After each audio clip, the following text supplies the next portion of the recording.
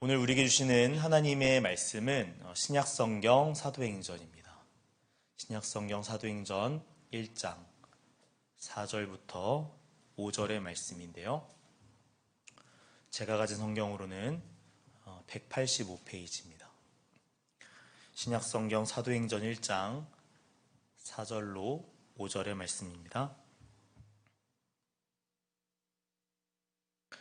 다 찾으신 줄로 생각하고 우리 하나님의 말씀을 한 목소리로 봉독합니다. 사도와 함께 모이사 그들에게 분부하여 이르시되 예루살렘을 떠나지 말고 내게서 들은 바 아버지께서 약속하신 것을 기다리라. 요한은 물로 세례를 베풀었으나 너희는 몇 날이 못되어 성령으로 세례를 받으리라 하셨느니라. 아멘.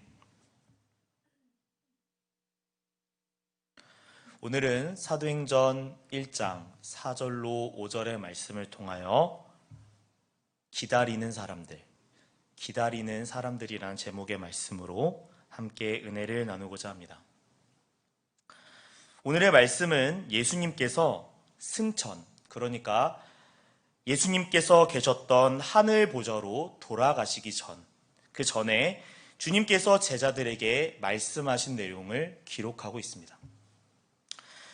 어떤 말씀을 하셨나요? 그것은 오늘 본문 말씀에서 예수님께서 어떤 말씀을 하셨는지 증거하고 있습니다. 오늘 본문 4절을 다시 한번 봉독해 볼 텐데요.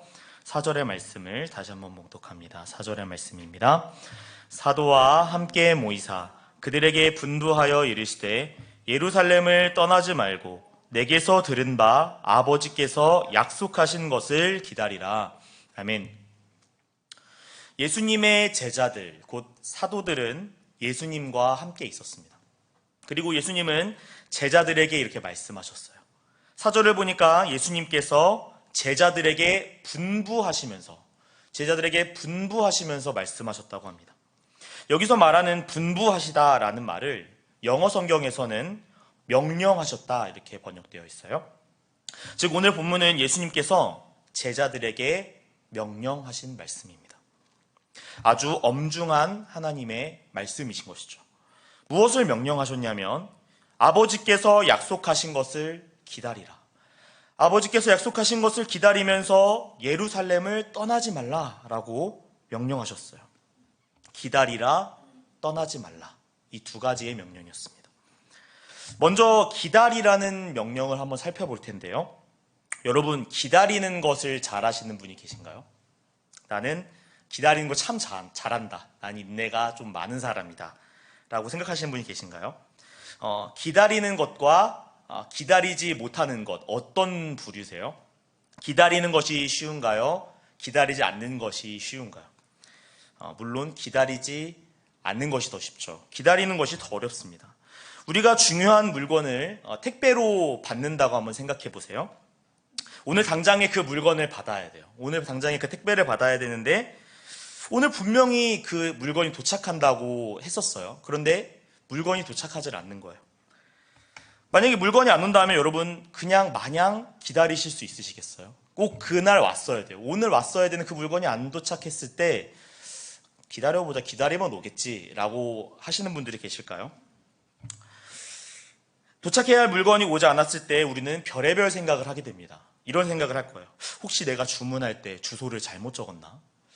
아니면 내가 아파트 동수나 호수를 잘못 입력한 거 아닌가? 이런 생각을 해볼 수도 있겠죠. 제가 아는 어떤 지인은 실제로 물건이 그날 도착하질 않아서 혹시 다른 동에 그 물건이 배달되지 않을까 생각했다고 합니다. 그래서 아파트 단지 이곳저곳 다른 동수를 헤매면서 그 택배를 찾으러 갔다고 해요. 마치 예수님께서 어린 양을 찾으러 가시듯이 마치 그 택배를 아주 귀하게 여기고 그 택배를 찾으려고 아파트 이곳저곳을 헤매셨다고 해요. 기다리기가 쉽지 않은 것이죠.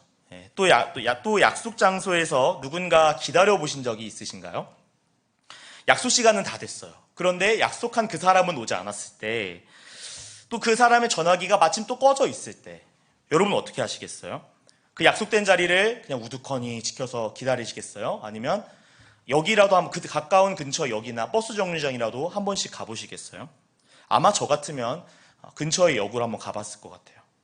그러면서 생각해 본 것은 우리의 삶에 기다리는 것이 결코 쉽지만은 않다, 이런 생각을 해보게 돼요. 그렇다면 오늘 본문에서 기다리라 명령하신 예수님의 말씀을 따라야 하는 제자들의 입장은 어땠을까요? 예수님께서 말씀하신 것, 하나님께서 약속하신 그것을 너희는 기다려라 라고 예수님께서 말씀하셨죠. 그렇다면 제자들은 그 말씀을 따라서 하나님이 약속하신 것을 기다리기가 쉬웠을까요? 이 말씀을 받았을 당시에 제자들은 부활하신 예수님을 눈으로 보았습니다. 부활하신 예수님. 그리고 부활하신 예수님과 함께 아침밥을 먹기도 했어요. 만약 우리가 그 부활하신 예수님을 만나고 우리가 만약 그 제자들의 입장이었다면 우리들의 감정은 어땠을까요? 분명 십자가에서 죽으신 예수님이 부활하셔서 내 눈앞에 계시다면, 내가 그분과 함께 앉아서 식사를 하고 할 수 있다면, 우리가 만일 부활의 영광을 두 눈으로 보게 된다면 아주 우리의 마음이 흥분되고 매우 기쁜 상태였을 것입니다. 아주 뜨거운 마음이었을 거예요. 그러니 당시 제자들이 얼마나 뜨겁고 기뻤겠어요. 와, 예수님이 부활하신 거예요. 죽은 줄만 아셨던 그분이 다시 살아나신 거예요. 얼마나 흥분하고 얼마나 벅찬 감동 가운데 있었겠습니까? 이에 빨리 나가서 예수님께서 부활하셨다, 예수님께서 승리하셨다, 이렇게 외치고 싶지 않았겠어요? 빨리 나가 산 사람이라도 가서 말해서 예수님께서 죽으셨는데 살아나셨어, 이렇게 외치고 싶지 않았겠냐는 것이죠. 그러나 예수님은 제자들이 지금 무언가 하기를 원하지 않는 것 같아요. 지금이라도 나가서 복음을 전하라, 이렇게 말씀하지 않으셨어요. 그냥 너희는 기다려라 라고 말씀하셨다는 것이죠. 지금은 다만 하나님께서 약속하신 그 성령을 너희는 기다려라 라고 예수님께서 말씀하셨습니다. 만약 이들이 지금 당장에 자신의 열정과 자신의 열심을 가지고 세상으로 나가 예수님의 부활의 복음을 전했다면 어떻게 됐을까요? 우리가 생각하기엔 제자들이 지금 당장에 세상으로 나아가 예수님의 부활의 소식을 전하는 것이 더 효율적이면서도 더 생산적이라고 생각하지 않았겠어요?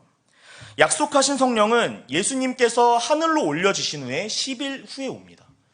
그렇다면 제자들은 무려 이 10일이라는 시간을 그냥 기다리면서 보내야 했던 거예요. 만약에 이 10일 동안 그냥 제자들이 나가서 예수님의 부활의 소식을 전했다면 더 많은 사람들이 구원받을 수 있다고 생각할 수 있겠잖아요. 그런데 예수님께서는 제자들에게 밭의 비유에 대해서 하신 말씀이 있었어요.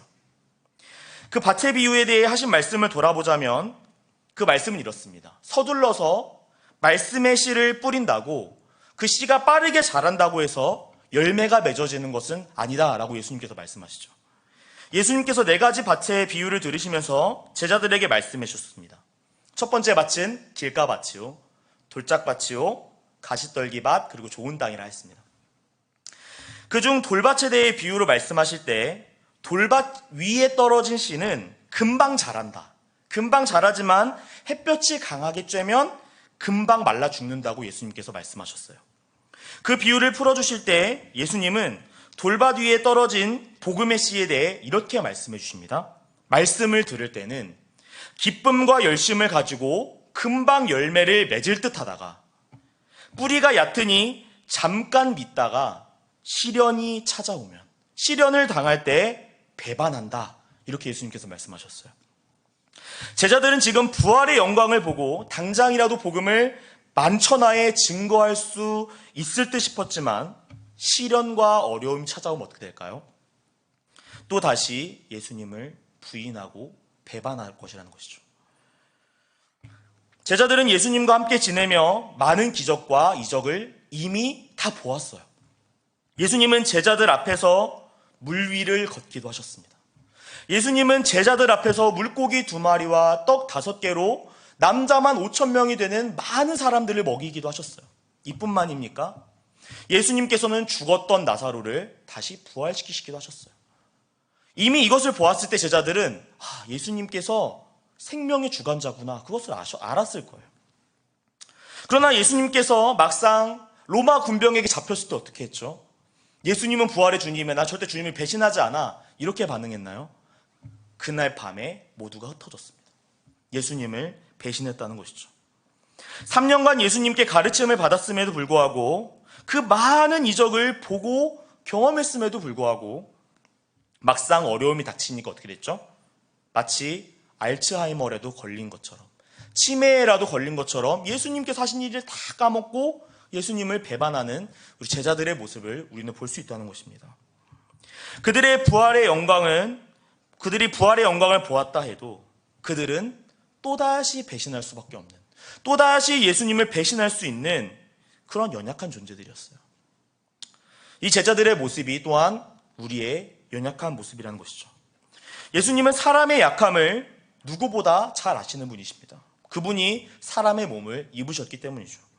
그러니 예수님께서는 더 이상 사람의 의지와 힘을 믿지 말고, 더 이상 사람의 힘과 그 의지를 믿지 말고 성령님께서 제자들을 인도해 가실 수 있도록 너희는 너의 힘과 의지를 따라 살지 말고 성령을 기다리라 라고 말씀하시는 거예요. 둘째로 떠나지 말라라는 명령은 어떤가요? 떠나지 말라. 언뜻 이 말은 지키기 쉬운 것 같아요.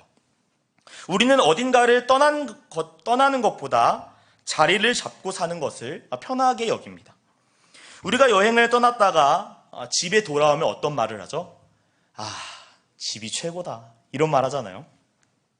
아무리 좋은 여행지라고 하여도 터전을 떠나서 어디론가 향한다는 것은 몹시 피곤한 일이에요.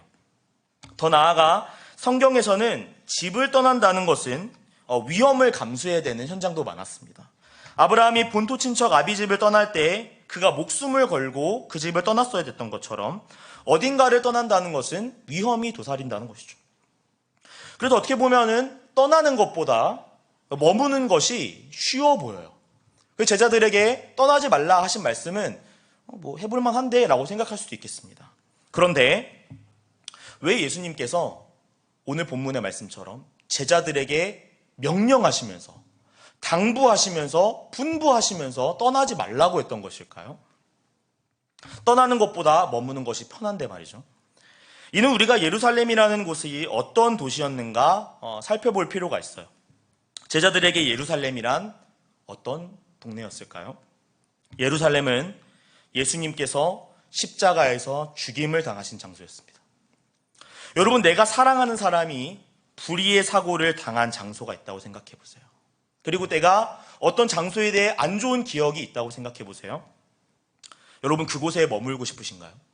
내 사랑한 사람이 불의의 사고를 당했거나 그곳에 안 좋은 일을 경험했을 때 그 도시에 남아있는다는 것, 쉽지 않은 것입니다. 빨리 그곳을 정리하고 다른 곳으로 나아가 새 출발을 하고 싶은 게 사람 마음 아니겠어요? 얼마 전에 한 청년을 신방하기 위해 충주라는 곳에 다녀왔습니다. 제 생에 충주를 가본 것은 처음이었어요. 아주 공기가 맑고 깨끗하고 좋은 곳이었습니다. 충주의 도로를 달리고 있었는데요. 도로 오른편에는 충주의 탄금호, 그 유명한 탄금호가 있었고 왼편에는 아름다운 산악이 펼쳐져 있었습니다.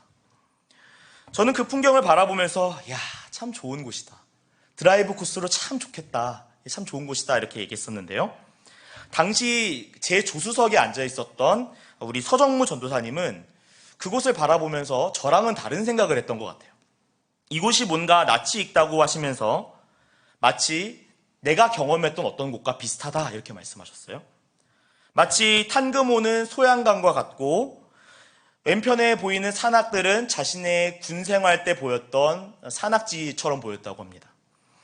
제가 본 것은 그곳은 아름다운 충주의 아름다운 도시였지만 제 옆에 계셨던 서정무 전도사님은 그곳은 그냥 군대같이 느껴졌어요.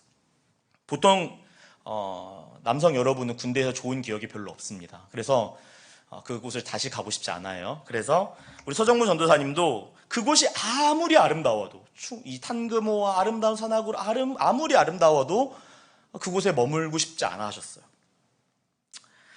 그것처럼 우리는 어떠한 안 좋은 기억이 있거나 어떤 불의한 기억이 있을 때 그 도시를 떠나고 싶어 한다는 것입니다.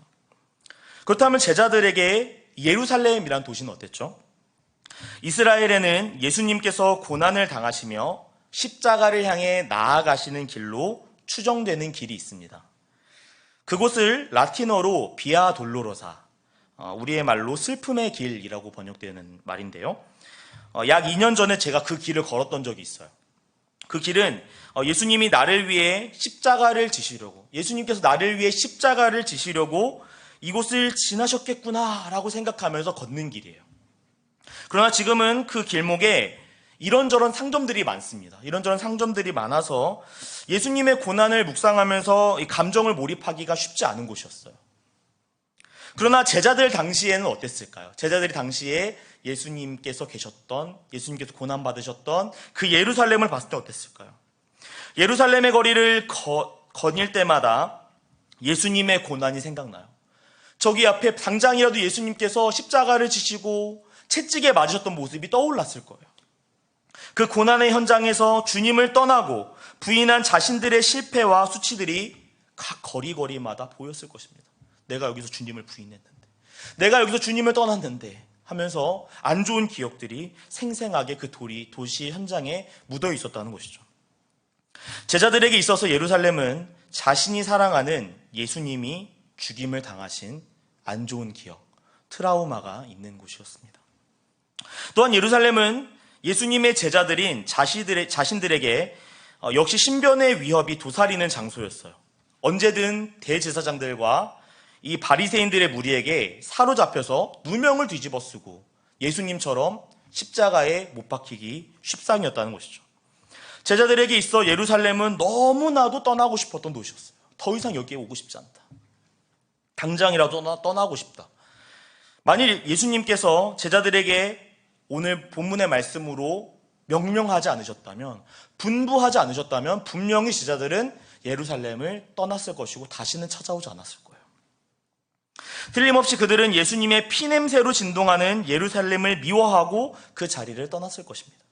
그런데 주님께서는 그럼에도 불구하고 제자들에게 예루살렘을 떠나지 말아라, 예루살렘에 머무르라 라고 말씀하셔요.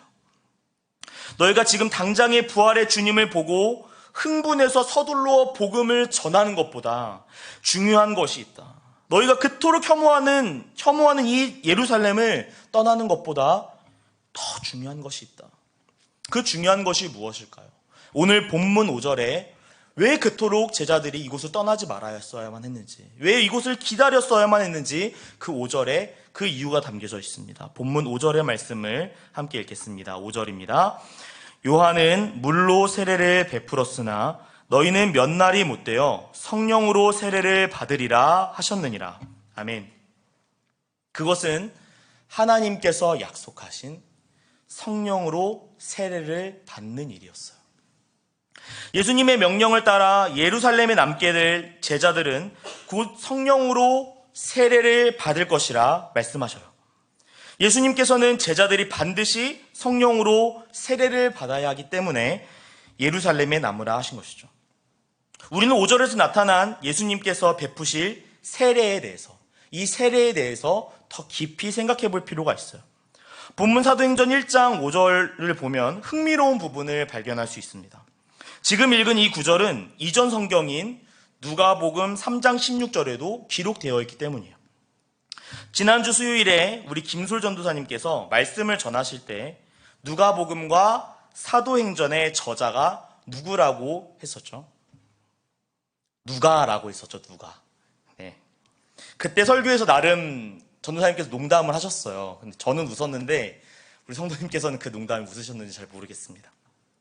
어쨌든 하나님의 감동 가운데 누가가 이 누가복음과 사도행전을 기록했어요. 때문에 누가복음과 사도행전은 아주 긴밀한 연관이 있습니다. 누가가 기록한 첫 번째 책이 누가복음이고 누가가 두 번째로 기록한 책이 사도행전이라는 것이죠. 잠시 누가의 첫 번째 책인 누가복음의 말씀을 살펴볼 텐데요. 누가복음 3장 16절을 살펴보겠습니다. 누가복음 3장 16절을 한번 찾아보겠습니다. 네, 말씀이 나왔는데요. 함께 봉독하겠습니다. 시작. 요한이 모든 사람에게 대답하여 이르되 나는 물로 너희에게 세례를 베풀었거니와 나보다 능력이 많으신 이가 오시나니 나는 그의 신발끈을 풀기도 감당하지 못하겠노라. 그는 성령과 불로 너희에게 세례를 베푸실 것이요. 아멘. 네. 그리고 다시 오늘 본문인 사도행전, 누가의 두 번째 책 사도행전 1장 5절의 말씀을 읽어볼까요? 사도행전 1장 5절입니다.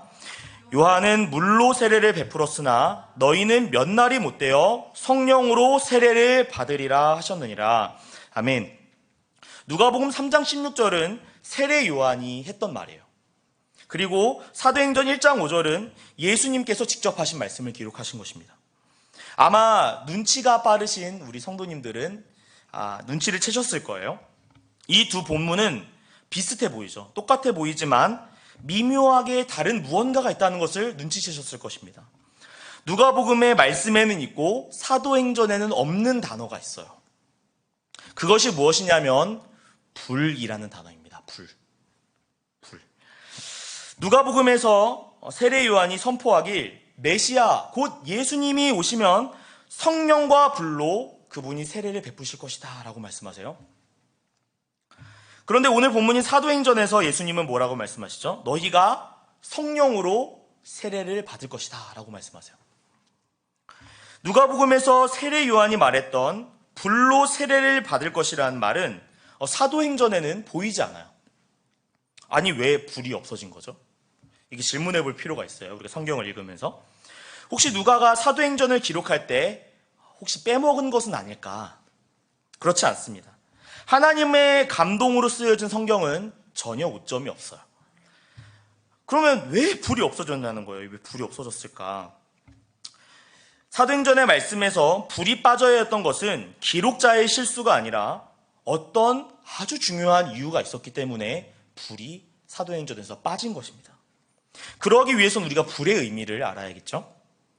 많은 해석자들이 누가복음에서 나온 이 불의 세례를 좋은 의미로 해석하시는 분들도 있어요. 이 불은 사람의 죄를 깨끗하게 태우는 불이다. 오순절 성령 강림 때 그들 위에 불과 같은 성령이 임했다. 이렇게들 해석을 하곤 해요. 또 우리 주변에서는 성령의 불 받으라 이런 말도 하곤 합니다. 그래서 불을 좋은 의미로 생각하기가 쉽다는 것이죠. 하지만 적어도 누가복음에서는 누가가 불을 좋은 의미로 쓰지 않았다는 거예요. 누가복음 3장 16절의 다음 말씀인 누가복음 3장 17절에서는 불을 이렇게 해석하고 있어요. 누가복음 3장 17절입니다.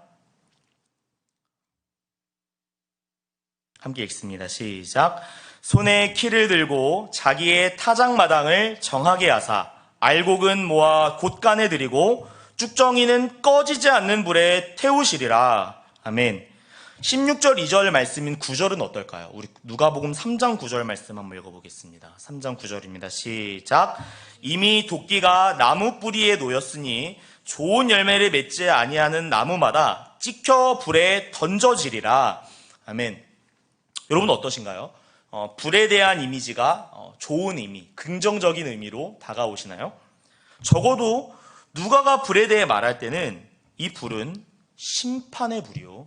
이 불은 지옥의 불이라는 것을 우리는 말씀을 통해 확실하게 알 수 있습니다. 즉 누가복음 3장 16절에서 세례자 요한이 예수님께서 불로 세례를 주신다고 하는 이 표현은 예수님께서 진노의 심판을 내리신다는 것을 의미해요. 이를 통해 알 수 있는 것은 예수님께서는 구세주이시면서도 예수님은 심판자이시라는 겁니다. 아들의 이름을 믿는 자는 구원을 받을 거예요. 그러나 그 이름을 믿지 않는 자는 심판을 받게 될 것입니다. 자, 이렇게 불에 대해서 알고 나면 사도행전 1장 5절을 읽을 때 우리에게 이 말씀이 더 은혜롭게 다가오게 돼요. 자, 오늘 본문 사도행전으로 다시 돌아와서요. 1장 5절의 말씀을 다시 한번 읽도록 하겠습니다. 사도행전 1장 5절입니다. 시작. 요한은 물로 세례를 베풀었으나 너희는 몇 날이 못되어 성령으로 세례를 받으리라 하셨느니라. 아멘. 너희는 성령으로 세례를 받으리라 이렇게 말하고 있어요. 너희는. 예수님의 제자들이 받을 세례는 어떤 세례였죠? 심판의 불세례인가요? 그렇지 않죠. 제자들이 받을 세례는 성령의 세례였던 거예요. 제자들에게는 더 이상 불세례가 없는 것입니다. 왜 없을까요? 이게 중요합니다. 왜 없을까? 분명히 세례자 요한은 불심판이 있을 것이다, 불세례가 있을 것이라 말했는데 오늘 본문에서 예수님 말씀하시는 것은 너희는 예수님 나를 믿고 제자가 된 너희는 불의 심판이 없을 거야 라고 말씀하셨어요. 왜 그 심판이 없었을까요? 제자들이 무언가 잘해서, 제자들이 뭔가 특출난 일을 해서 심판이 없어지는 것일까요? 제자들의 모습을 보면 그들은 심판을 받아야 마땅한 사람들이었어요. 3년 동안 예수님과 함께 다니면서 많은 이적과 기사들을 함께 본 제자들이었어요. 그런데 예수님이 붙잡히시자마자 뿔뿔이 도망치는 것도 모자라 예수님을 3번이나 부인하고 예수님을 저주했던 사람이 예수님의 제자들이에요. 이 정도면 불심판 받아야 마땅한 거 아닌가요? 사람과 사람 사이에도 이 정도 급의 배신이면 다시는 안 볼 사이입니다. 그런데 예수님께서는 제자들을 용서하시고 그들을 불쌍히 여기셨어요. 그들이 불심판을 받지 않는 것은 제자들이 무언가 잘해서가 아니었어요. 그것은 예수 그리스도께서 십자가 위에서 죄인인 우리가 받아야 할 하나님의 모든 진노와 그 심판을 예수 그리스도께서 받으셨기 때문에 우리는 그 심판이 없는 것입니다. 이처럼 예수님을 믿고 하나님의 백성된 우리에게 더 이상 심판이 있을까요? 그렇지 않습니다. 더 이상 우리에게는 심판이 없는 것입니다. 더 이상 우리에게는 심판이 없어요. 왜냐하면 예수님께서 나 대신에 십자가 위에서 그 모든 지옥의 심판을 받으셨기 때문이죠. 우리는 더 이상 심판을 받을까 봐 두려워서 예배하는 것이 아닙니다. 우리는 더 이상 심판을 받을까 봐 두려워서 봉사하는 것이 아닙니다. 우리는 더 이상 심판을 받을까 봐 두려워하는 마음으로 살아가지 않는 것입니다.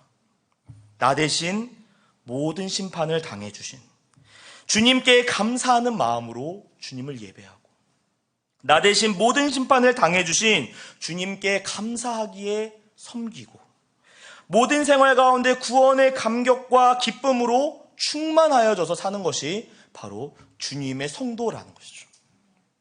이 얼마나 기쁘고 행복한 일이에요. 우리에게 더 이상 심판이 없다는 것.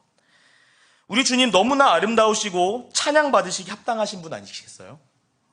여러분, 이러한 우리 주님을 더 알고 싶으신가요?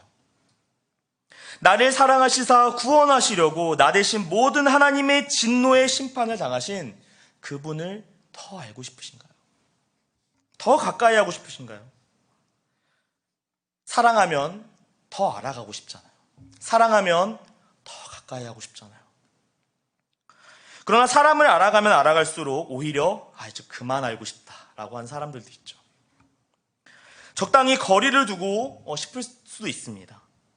결혼을 한 뒤 때로는 연애 시절에 그리운 그 이유는 내 배우자의 허물을 알아가면 알아갈수록 연애 때가 좋았다, 이런 말들을 하고도 하죠. 하지만 사람은 이처럼 알아가면 알아갈수록 실망해요. 소망 없고 실망하고 할 수도 있어요. 그러나 우리 주님은 어떠세요? 알아가면 알아갈수록 그분이 얼마나 좋은지, 알아가면 알아갈수록 그분이 얼마나 신실하시고 사랑이 많으신지 주님을 더 알고 싶어지는 거예요. 어떻게 하면 우리 주님을 더 알 수 있을까? 그것을 사모하기 때문에 여러분 이 수요 기도회 때 이 말씀 앞에 서신 거 아니겠어요? 어떻게 하면 주님을 더 알 수 있을까? 내가 어떻게 하면 주님을 더 가까이 할 수 있을까? 그래서 예수님께서는 오늘 이렇게 말씀하시는 거예요. 성령을 받을 때까지 너희는 떠나지 말고 기다려라.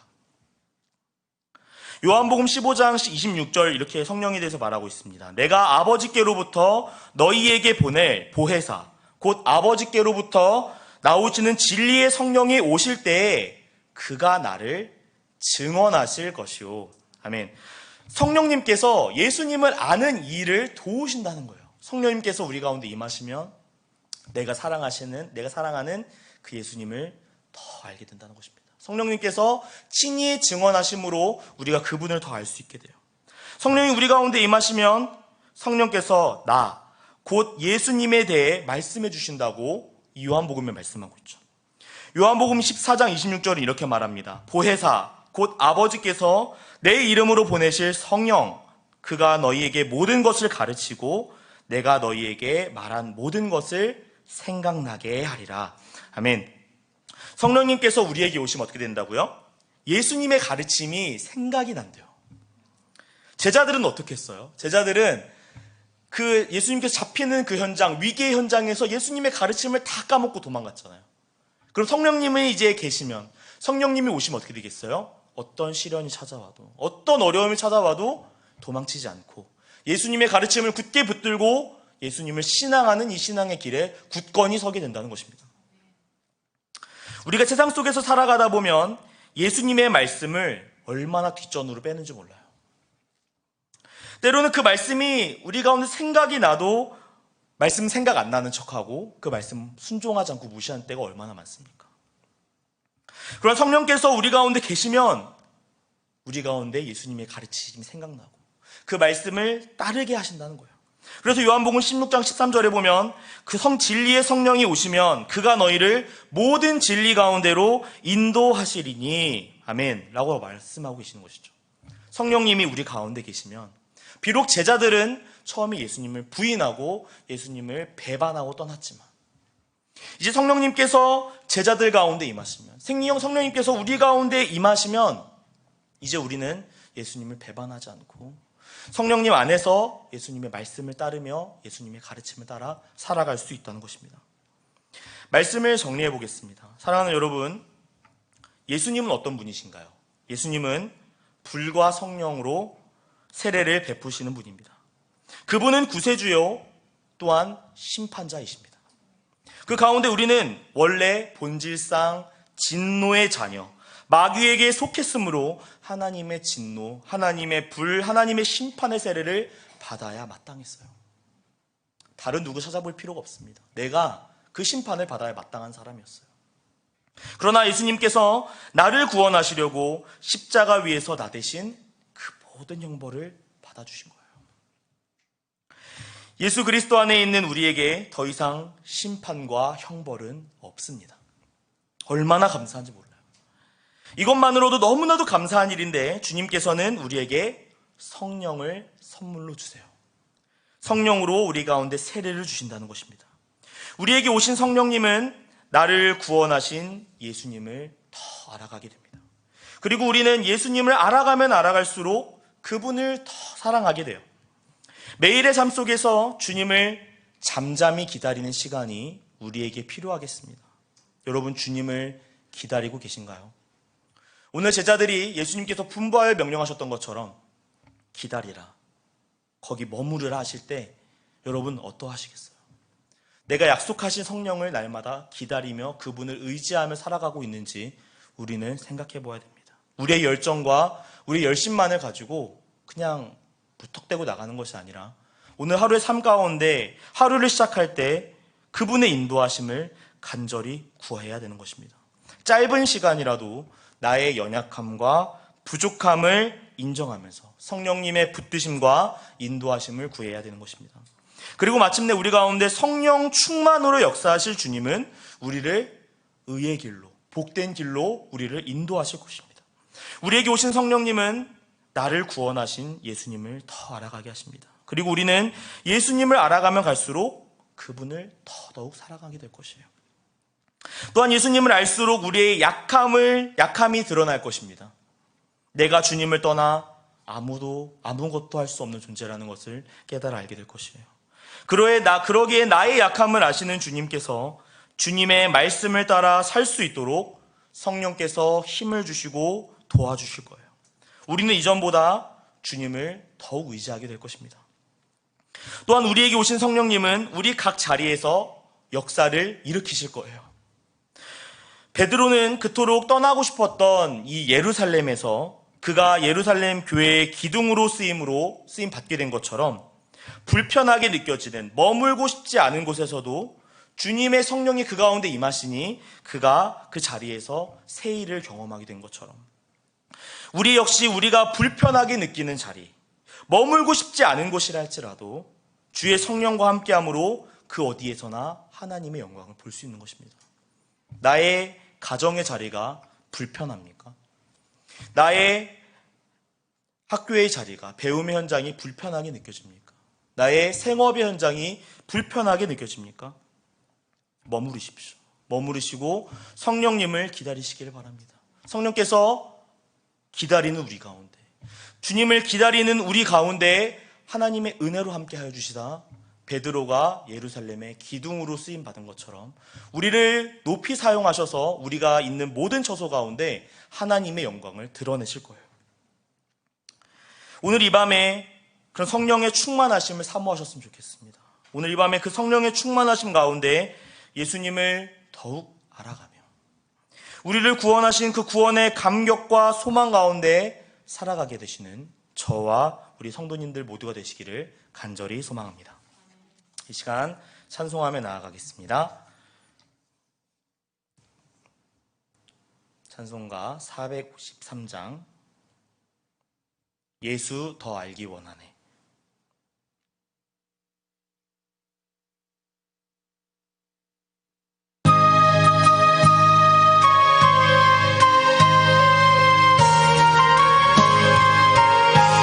예수 더 알기 원하네.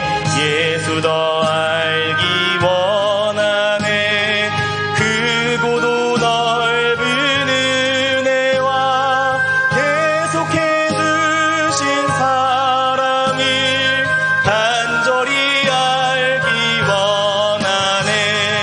내 평생의 소원, 내 평생의 소원, 계속해 주신 사랑을 간절히 알기 원하네. 성령이 스승되셔서 진리를 가르치시고 거룩한 뜻을 깨달아 예수를 알게 하소서. 내 평생의 소원, 내 평생의 소원, 계속해 주신 사랑을 간절히 알기 원하네. 성령의 감화 받아서 하나님 말씀 배우니 그 말씀 안절안절이 내 맘에 교훈되도다. 내 평생의 소원, 내 평생의 소원, 계속해 주신 사랑을 간절히 알기 원하네. 예수가 계신 보좌는 영광에 눌려 있도다. 평화의 왕이 오시니 그 나라 왕성하도다.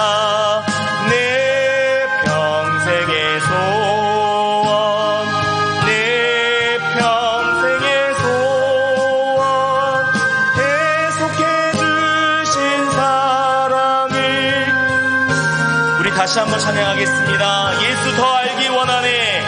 예수 더 알기 원하네. 크고도 넓은 은혜와 계속해 주신 사랑을 간절히 알기 내 평생, 내 평생의 소원, 내 평생의 소원, 계속해 주신 사랑을 간절히 알기 원하네. 성령이 스승 되셔서 진리를 가르치시고 거룩한 뜻을 깨달아 예수를 알게 아멘. 내 평생의 소원, 내 평생의 소원, 계속해 주신 사랑을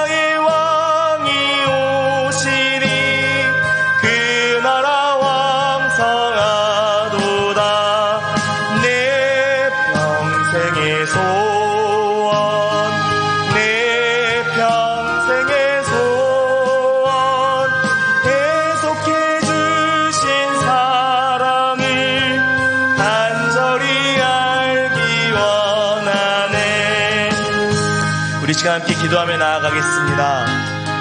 예수님은 누구이신가?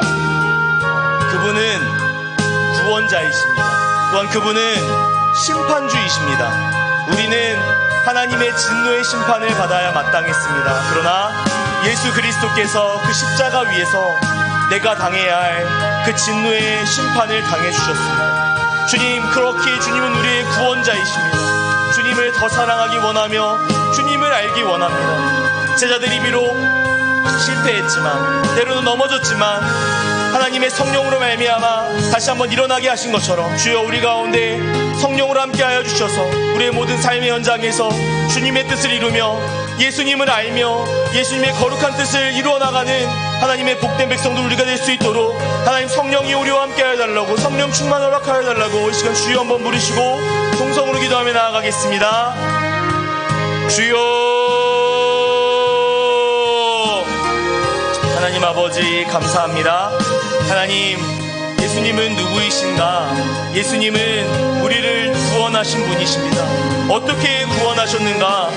우리가 받아야 할 불의 세례, 우리가 받아야 할 심판의 세례를 십자가 위에서 계속하여 주시사 하나님 아버지, 우리가 받을 심판은 이제 없고 우리는 이제 주님의 성령의 축복 안에서 살아가게 하셨습니다.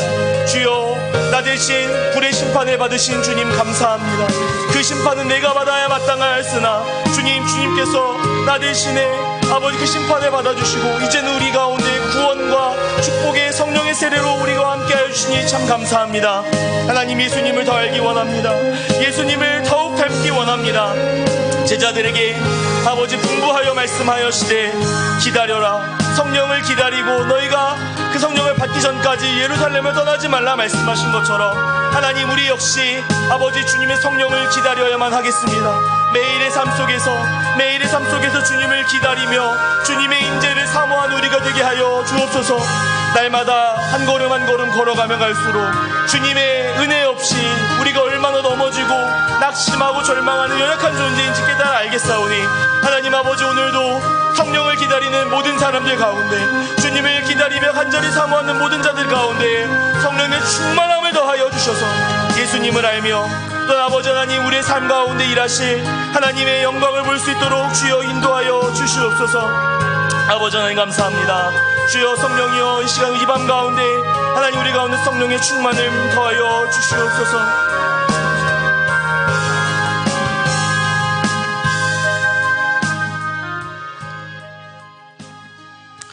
이 시간 다른 것을 구하지 않고 오직 성령님의 그 임재하심을 구했으면 좋겠습니다. 주님, 우리는 무지합니다. 주님, 연약합니다. 넘어집니다.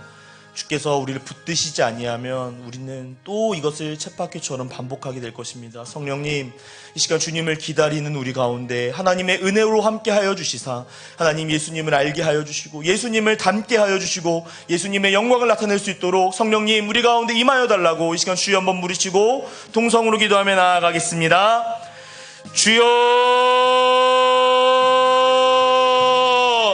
예, 하나님 그렇습니다. 이 시간 성령님을 간절히 기다립니다. 성령님을 간절히 사모합니다.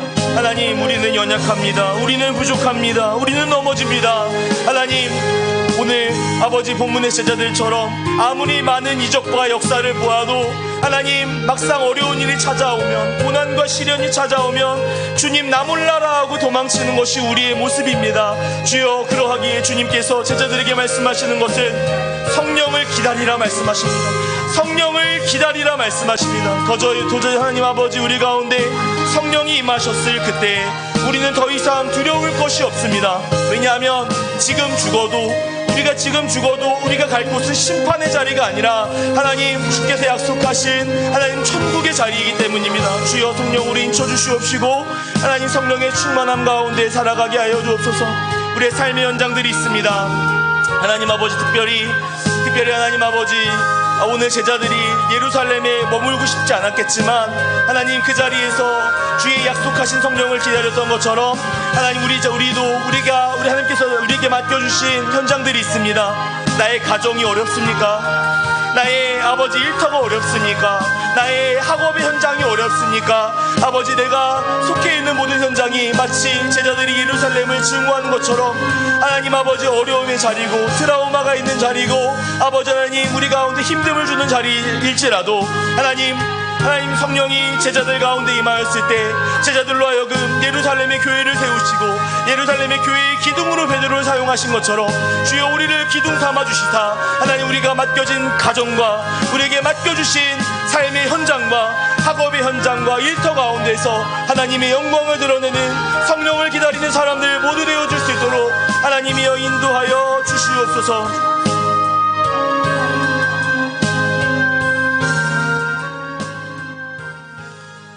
마지막으로 기도하겠습니다. 성령님이 없으시면, 성령님이 깨달음을 주시지 않으시면 우리는 예수님을 알 수가 없습니다. 이 땅에 많은 사람들 예수님을 부인합니다. 예수님을 저주하며 원망합니다. 그러나 저들이 성령을 받지 못하여서 그렇습니다. 하나님 저들을 불쌍히 여겨주시고 하나님의 성령 가운데 주여 저들이 주님을 알게 하여 달라고, 저들을 불쌍히만 여겨달라고 이 땅에 살아가고 있는 모든 영혼들이 생각나시는 대로 함께 주여 한번 부르시고 통성으로 기도하며 나아가겠습니다. 주여. 하나님 그렇습니다. 하나님 우리는 성령을 통하여 예수님을 알게 되었습니다. 하지만 오늘날 많은 사람들 예수님을 부인합니다. 예수님을 믿고 싶지 않아 합니다. 예수님을 향하여 저주의 말을 내뱉습니다. 하나님 그것을 볼 때 우리의 마음 역시 하나님 어렵고 참 찢어지는 마음을 경험합니다. 그러나 하나님 우리가 하나님 우리가 사모하는 것은 다만 우리를 불쌍히 여겨주시고 우리에게 성령을 부어주신 그분께서 저 세상을 불쌍히 여기시고 저 영혼들에게 성령을 부어주신 것을 하나님 아버지 기대하는 마음인 것입니다. 주여 이 아버지 하나님 죄악 가득한 세상 가운데 하나님의 말씀과 성령으로 역사하여 주셔서 저들이 하나님 아버지 주의 성령 안에서 주의 말씀을 깨달아 예수님을 구주로 영접할 수 있도록 주여 인도하여 주시옵소서. 특별히 나의 가족이 아직 예수님을 영접하지 않았습니까? 아직 나의 친구들이 예수님을 영접하지 않았습니까? 나의 동료들이 예수님을 영접하지 않았습니까? 주여 저들을 불쌍히만 여겨주시사 하나님의 성령이 저들 가운데 임하여 저들이 예수님을 깨달아 진리 가운데 돌아오는 놀라운 역사가 있을 수 있도록 주님이여 인도하여 주시옵소서. 하나님의 성령은 능치 못하실 일이 없습니다. 주의 성령이여 역사하여 주시사 우리의 주변의 모든 영혼들이 주님께 돌아올 수 있도록 주여 우리를 사용하여 주시옵소서.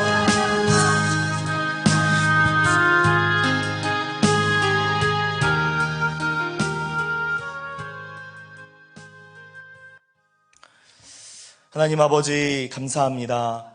하나님 내가 받았어야 할 그 불의 심판을 예수님께서 십자가에서 감당해 주시고 나 대신 그 모든 형벌을 받아주셔서 이제 더 이상 우리 가운데 심판이 남아있지 않고 정죄가 없게 하시는 우리 주님 감사합니다. 이제는 믿음으로 그 주님과 연합하여 나도 예수 그리스도와 함께 죽고 함께 사는 역사 안에서 살아갈 수 있도록 하나님 인도하여 주시옵소서. 하나님 우리는 성령을 기다리는 사람들입니다. 하나님 오늘도 성령님의 오심을 기다리고 있습니다. 주여 내 힘으로 나의 능력으로 살아가기에 하나님 우리 너무나 연약하고 너무나 무지하고 부족합니다. 주여 우리를 불쌍히만 여겨주시고 성령님 날마다 우리와 함께 동행하여 주시사 이 땅을 살아가는 동안에 하나님의 능력 안에서 지혜롭고 또한 복되며 하나님의 거룩을 나타내는 귀하고 복된 삶이 되게 하여 주시옵소서. 우리의 삶의 현장이 마치 예루살렘처럼 고단하진 않습니까? 베드로가 예루살렘을 고단하게 여겼지만 하나님 성령을 받은 이후에 그가 예루살렘 교회의 기둥이 된 것처럼 하나님 우리 가운데 성령의 역사로 함께하여 주시사 내가 고단해하는 나의 가정과 또한 내가 고단해하는 나의 직장과 일터와 또한 내가 고단해하는 삶의 모든 영역 가운데 하나님 성령의 역사하심을 경험함으로 하나님의 구원과 하나님의 복되신 은혜를 선포하는 아름다운 기둥의 사역을 감당할 수 있도록 하나님 우리를 사용하여 주시옵소서. 돌아가는 발걸음 가운데 있습니다. 하루를 시작할 때 또 하루를 마무리할 때 늘 성령님을 의지하여 살아갈 수 있는 늘 주님을 기다리는 복된 성도들 모두 되어줄 수 있도록 하나님 은혜를 베풀어 주시옵소서. 감사하며 우리 구주 예수 그리스도의 이름으로 기도하옵나이다. 아멘. 주님께서 가르쳐 주신 기도로 수요 기도회를 마치도록 하겠습니다. 하늘에 계신 우리의 아버지여 이름이 거룩히 여김을 받으시오며 나라에 임하시오며 뜻이 하늘에서 이루어진 것 같이 땅에서도 이루어지이다. 오늘날 우리에게 일용할 양식을 주옵시고 우리가 우리에게 죄 지은 자를 사하여 준 것 같이 우리의 죄를 사하여 주옵시고 우리를 시험에 들게 하지 말게 하옵시며 다만 악에서 구하옵소서. 나라와 권세와 영광이 아버지께 영원히 있사옵나이다. 아멘. 나 주님만을 섬기리 헛된 마음 버리고 성령이여 내 영혼 충만하게 하소서. 나 주님만을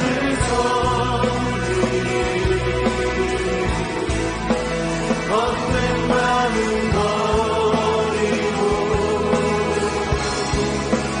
성령이여 내 영혼 충만하게 하소서. 주님 앞에 내 생명 드리리라. 주님